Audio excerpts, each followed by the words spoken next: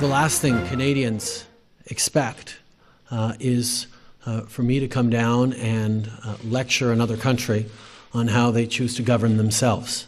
So with that, Prime Minister Justin Trudeau avoided making any direct criticisms of Donald Trump's controversial immigration ban on 7 mostly Muslim countries, now ruled for now as unconstitutional by the courts. The Liberals believe this was simply pragmatic politics at its best, avoiding grandstanding in the U.S. in order to preserve the key economic relationship with the United States and avoid getting on Donald Trump's Twitter hit list. But the leader of the NDP, Tom Mulcair, has criticized Justin Trudeau, saying Trudeau didn't stand up for Canadian values. What does he actually think Justin Trudeau should have done? Let's find out. Joining me now, NDP Leader Tom Mulcair. Good morning, sir. Hi, Evan. Good to see you. Let's start talking about the Trump-Trudeau meeting in Washington. You were very critical of the Prime Minister for not doing enough to stand up to the policies of Donald Trump. What would have been the upside in grandstanding in the U.S. at the beginning of the relationship? I don't know if it's a question of that, Evan. I do know that it's a question of standing up for Canadian values, and that's something that every Prime Minister of Canada has always been able to do.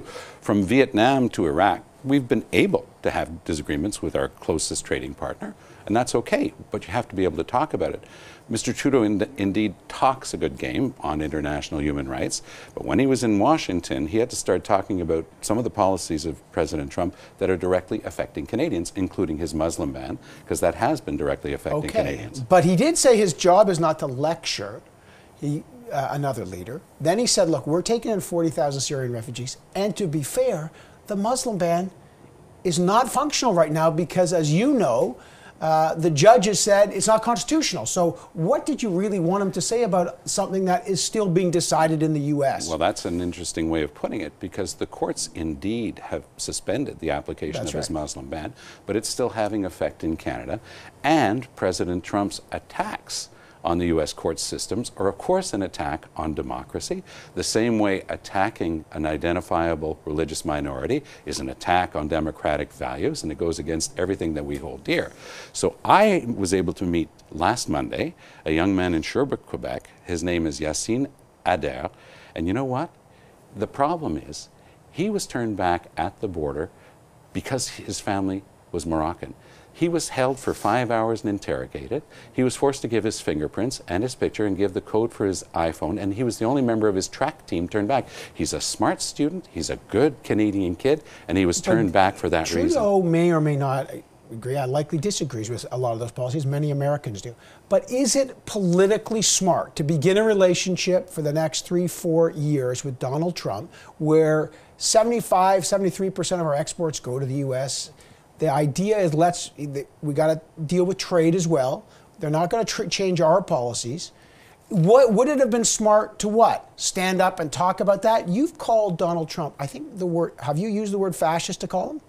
Oh, yes, I have. More than a year ago, I used that term because when he started attacking the Muslim minority and saying keep them out of the U.S., started attacking women, started attacking ethnic minorities and judges. That for me was quite clear. Do you believe he still is do you believe he's a fascist? I think that we have all of the hallmarks of someone who is behaving like a fascist, and it has to be called out for what it is. Mr. Trudeau stands in the House of Commons, he tweets that Canada is going to remain an open place, but this is directly affecting Canadians. That's what we're talking about, Evan, and that's why we need a Prime Minister who's able to stand up instead of doing what he did. When he started giving cover to Donald Trump, who, it should be remembered, publicly boasted that he could sexually assault women and get away with it because he was a celebrity, Mr. Trudeau started giving him cover by organizing that roundtable meeting. Now, between giving cover to Donald Trump and coming out squarely, as I would do, maybe there is a margin of maneuver. Well, okay, so what do you mean squarely as you would do? I mean, again, I'm interested. Would you go down there and say to Donald Trump is a fascist?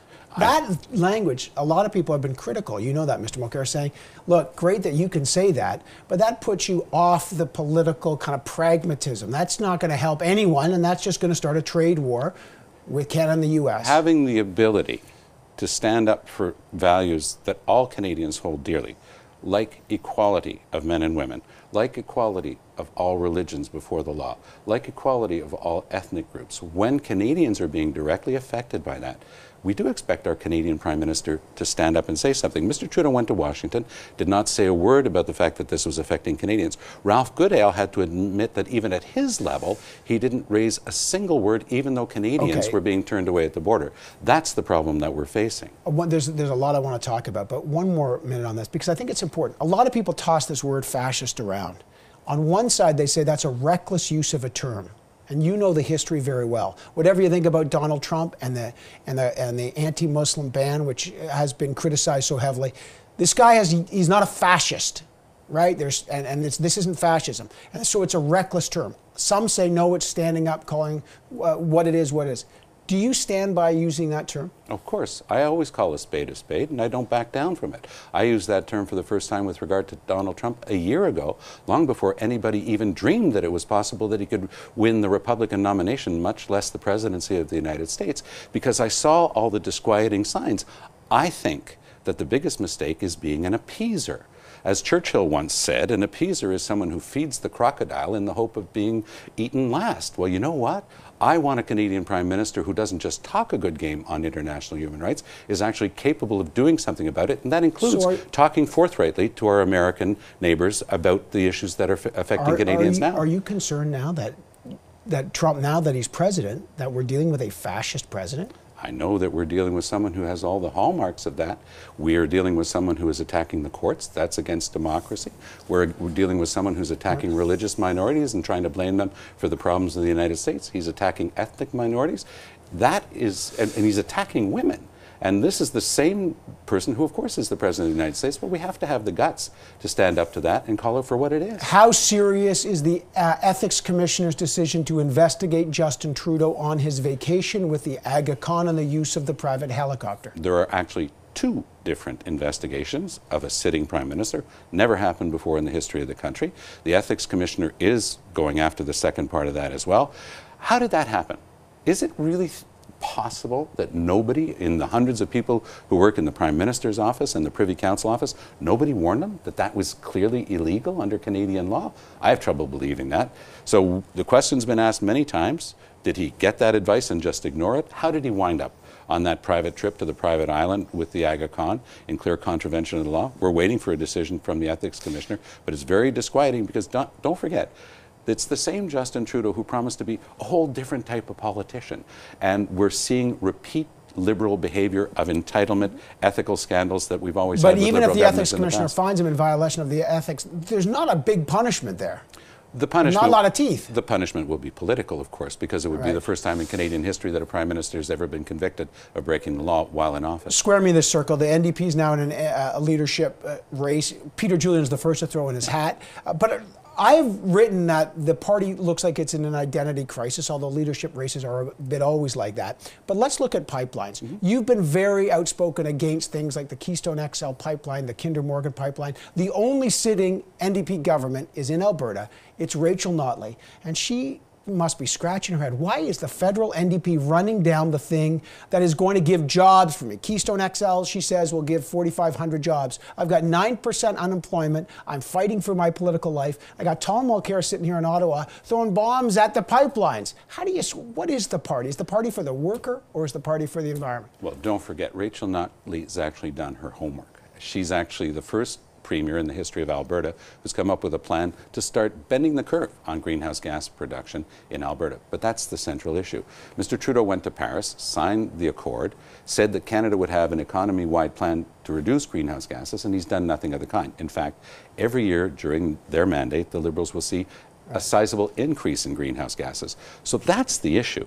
The question also from an NDP point of view is how do we add value to our raw natural resources? You open up the valves for Keystone XL, you can't even shut those valves if your own energy security requires it. You can refine them in Alberta, but you're still refining them. Refining is a greenhouse gas emission. But that's why you have to measure. Then you still have pipelines to you still have to deliver it through a pipeline. It's a question of how much you're producing in terms of greenhouse gases. I mean, if it's on a train or it's in a pipeline, that's not the issue. The issue is, are you respecting your international obligation to deal with climate change? And Canada talks a good game once again on this issue, but we haven't gotten it done. I got 10 seconds. What are you going to do after the leadership? Probably heading back to the university milieu, first and foremost. I've been talking with some universities, also some law firms. So I'm a lawyer, so those are probably the areas you'll see me working in. But you know what, Evan? You can have me back on on your show anytime because I'll still love politics. All right, and you're wearing the McGill tie, which is okay. Maybe that's the first sign. Tom Mulcair, appreciate it. Thanks All the so best, much. Evan.